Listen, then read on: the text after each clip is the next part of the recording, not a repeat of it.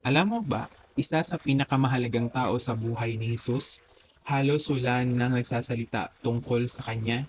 Siya si Joseph, ang asawa ni Mary at ang tumatayong ama ni Jesus.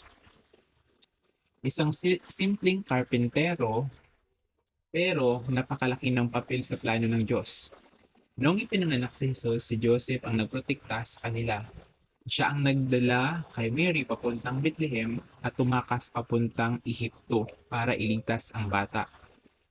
Pero napansin mo ba, habang lumalaki si Jesus, bigla na lang nawawala si Joseph sa kwento.